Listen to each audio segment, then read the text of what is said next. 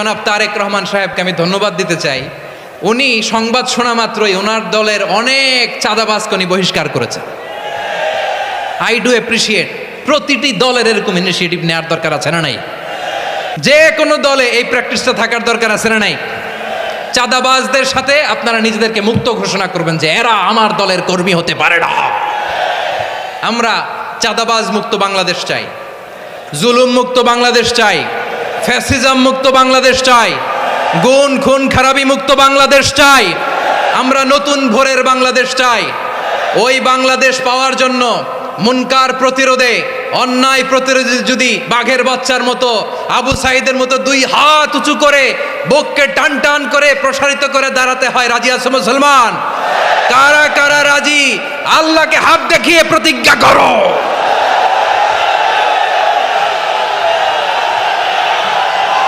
রাব্বুল আলামিন বলেন, ওয়ায়ানহা আনিল ফাহশাই ওয়াল মুনকারি ওয়াল বাগি ইয়াইযুকুম লাআল্লাকুম তাযাক্কারুন। বসুন।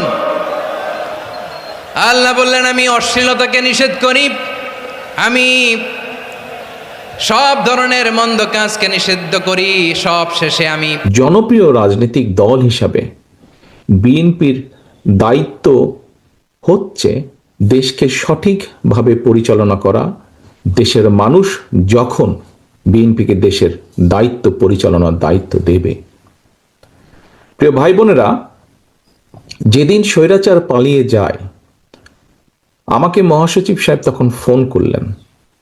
ফোন করে বললেন যে জাতীয় সরকার গঠিত করলে ভালো হয় কিনা, অথবা আমরা জাতীয় সরকারে যাব কিনা। তখন বিভিন্ন রকম একটা হেফাজত কন্ডিশন। আমি তখন বলেছিলাম যে আমরা জনগণের রায় মাথা পেতে নেব, আমরা জনগণের কাছে যাব, আমরা জনগণ যে সিদ্ধান্ত দিবে তাই আমরা মাথা পেতে নেব। কাজেই আমি সেই মুহূর্তে মনে করেছিলাম যে জাতীয় সরকারে আমরা যাব না। আমাদের লক্ষ্য, আমাদের উদ্দেশ্য সবকিছু নিয়ে আমরা জনগণের সামনে দাঁড়াবো। আমরা স্লোগানে বলি যে জনগণই আমাদের সকল ক্ষমতার, রাজনৈতিক ক্ষমতার উৎস। কাজে জনগণই যদি আমাদের রাজনৈতিক ক্ষমতার উৎস হয়ে থাকে, তাহলে কেন আমরা জনগণের সামনে গিয়ে দাঁড়াবো না? আমাদের লক্ষ্য বলবো দেশকে নিয়ে, জনগণকে নিয়ে, আমাদের উদ্দেশ্য বলবো দেশকে নিয়ে, জনগণকে নিয়ে, এবং জনগণ যে সিদ্ধান্ত দেবে আমরা মাথা পেতে সে সিদ্ধান্ত নিব। প্রিয় ভাই বোনের, আসসালামু আলাইকুম। তারেক রহমান স্যারের কাছে আমার একটা অনুরোধ, আমার এই ভিডিওটা যদি ওনার সামনে গিয়ে পৌঁছায়, উনি যেন আমার কথাগুলো শোনে।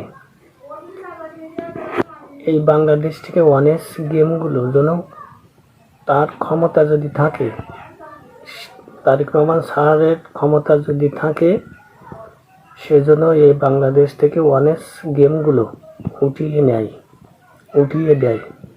অবৈধ গেমগুলো বাংলাদেশে কেন চলবে? জুয়া অবৈধভাবে অনেক গেমগুলো খেলে। হিসাবে দেখা যাচ্ছে বাংলাদেশে লাভের থেকে ক্ষতির সংখ্যায় বেশি হচ্ছে। তাই তারেক রহমান স্যারের কাছে আমার একটা অনুরোধ, তার ক্ষমতা যদি থাকে, সে এই অবৈধ গেমগুলো যেন উঠিয়ে নেয়, উঠিয়ে দেয়। যেটা সংসদ ভবনের থেকে পাস হয়নি সেটা চলবে কেন?